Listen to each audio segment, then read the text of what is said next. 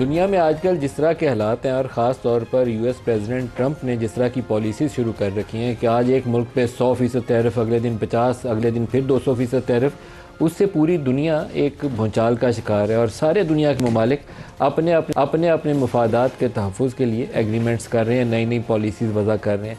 Most recent जो development है वो यूरोपियन यूनियन की इंडिया के साथ ट्रेड एग्रीमेंट है, फ्री ट्रेड एग्रीमेंट उन्होंने साइन किया और बेशतर उनकी जो ट्रेडेबल प्रोडक्ट्स हैं दोनों ममालिक की, स्वाय 2-4-6 आइटम को छोड़ के कोई 99% के करीब प्रोडक्ट्स को उन्होंने एफटीए के अंदर डाल दिया और अगले 5 से 7 साल के अंदर सब के ऊपर ड्यूटीज़ की शरह जो है वो ज़ीरो के करीब या 20-25% से के करीब कुछ आइटम्स के ऊपर, जैसे गाड़ियाँ हैं उसको 110% से वो 20% पे ले जाएंगे। बाकी बेशतर जो उनकी प्रोडक्ट्स हैं वो ज़ीरो की कैटेगरी के करीब आना शुरू हो जाएंगे। अभी उनकी 136 अरब डॉलर की ईयू रीजन और इंडिया की जो ट्रेड बनती है वो 136 अरब डॉलर की बनती है, जो उनका ख्याल ये है कि 2032 तक ये 2 गुना हो जाएगी। कर क्यों रहे हैं? क्योंकि वो डॉलर की बजाय लोकल करेंसीज़ को पूरे ब्रिक्स वाले कंट्रीज़ पहले से तरजीह दे रहे हैं। चाइना और रशिया कोशिश कर रहे हैं कि बेशतर अपनी ट्रेड जो है लोकल करेंसीज़ के अंदर सेटल करें। डॉलर वीकन होता जा रहा है, गोल्ड के अंदर वो इन्वेस्ट कर रहे हैं, रशिया कर रहा है, चाइना कर रहे हैं, इंडिया कर रहा है, ताकि अपने रिजर्व्स को मजबूत कर सकें, डॉलर के ऊपर अपनी रिलायंस कम कर सकें। ये उनकी तरजीह है, उनकी पॉलिसीज़ हैं कि अपने मफादात का तहफ़्फ़ुज़ कैसे करना है। पाकिस्तान जिसमें पहले 6 माह के अरसे में बरामदात कम हुई, दिसंबर के महीने में 20% नीचे गिरी, लेकिन हमारी तरजीहात में ये शामिल नहीं है। हम लड़ रहे हैं कि तीरा में ऑपरेशन कौन कर रहा है और कौन क्यों नहीं कर रहा। फ़ौज के अंदर जो लोग भर्ती होते हैं वो मेरे और आपके बेटे हैं, इसी कौम की औलाद हैं, तभी वो फ़ौज में जाते हैं। तो क्या फ़ौज में जाने के बाद वो अपने लोगों के ऊपर जुल्म करेंगे? स्वाय वो एक बंदा जो मिलिट्री डिक्टेटर बन जाता है, जिसको तनकीद करनी चाहिए कि उसने आइन शिकनी की, बाकी फ़ौज के ऊपर ये कहना मेरे ख़्याल में कोई बहुत मुनासिब बात नहीं है। जो बंदा करता है, अगर कोई लॉ वायलेट करता है, कानून शिकनी करता है, किसी के साथ जुल्म ज़्यादती करता है, कोई पुलिस वाला हो या फ़ौज वाला हो, उसको इस लॉ ऑफ द लैंड के मुताबिक सज़ा भी मिलनी चाहिए। लेकिन हमारी वो हरकतें जो है ना वो यही है कि पतंग उड़ रही है तो पतंग पे तस्वीर किसकी लगेगी।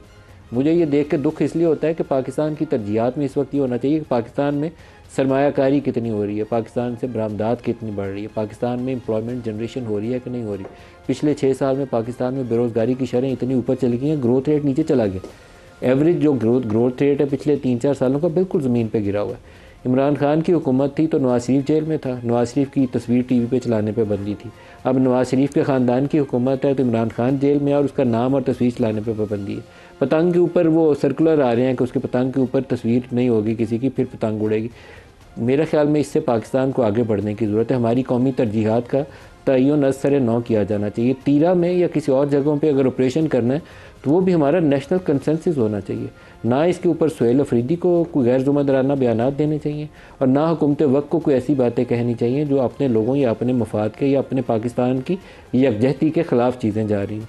ख्वाजा आसिफ ने आज एक प्रेस कॉन्फ्रेंस की है जिसमें वो कहते हैं कि कहाँ हो रहा है ऑपरेशन, ये तो IBOs के ऊपर सारा कुछ हो रहा है। चंद दिन पहले असम्बली में वो कुछ और के लिए, आज उनका बयान सुन ले कि क्या कह रहे हैं, फिर आगे चलते हैं।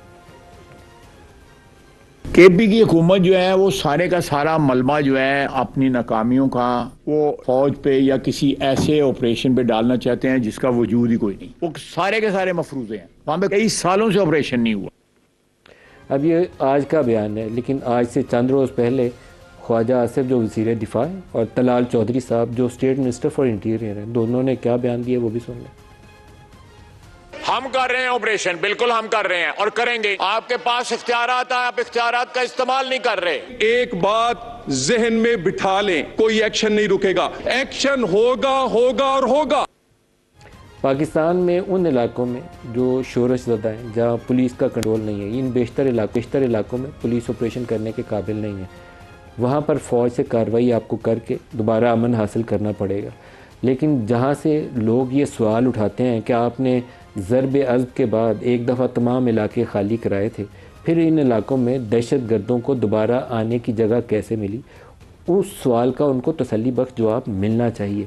वहाँ पर कोई ज़ोर ज़बरदस्ती नहीं होनी चाहिए, तसल्ली बख्श तरीके से बताना चाहिए और जहाँ जिसने गलती की है वहाँ रियासत को आगे बढ़कर अपनी गलती का इतराफ़ करते हुए माफ़ी भी मांगनी चाहिए।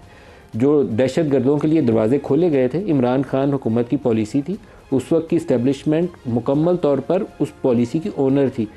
PDM की मौजूदा हुकूमत जब नो कॉन्फिडेंस मोशन आ गई और शहबाज शरीफ साहब वज़ीर-ए-आज़म बन गए, उसको अमली जामा इस हुकूमत PDM की हुकूमत में शहबाज शरीफ ने पहुँचाया। वो भी ज़िम्मेदार थे, इमरान खान, शहबाज शरीफ भी, और इस्टेब्लिशमेंट भी ज़िम्मेदार थी। तो अपनी गलतियों का इतराफ़ करें, क्योंकि इन इलाकों को एक दफ़ा खाली कराकर ऑपरेशन किए गए थे ज़रब-ए-अज़ब के नतीजे में। बहुत अच्छा ऑपरेशन किया गया था। जितना भी लोगों को मुश्किलात हुई थी, जो लोग डिस्प्लेस हुए, उन लोगों को उसका शुक्रिया अदा करना चाहिए कि आपकी कोशिशों से, आपकी मदद से और ताउन से हम इन दहशत गर्दों को शिकस्त देने में माजी में भी कामयाब हुए थे। और दोबारा दरख्वास्त करें कि हमसे गलती हुई कि हम इन लोगों को दोबारा यहाँ आबाद होने की, पाँव रखने की इजाज़त दी। अब कमिटमेंट भी दें उनको, और साथ उनकी मुश्किलात के इज़ाले के लिए माली इमदाद देनी है, सहूलत देनी है, वो भी दें उनको।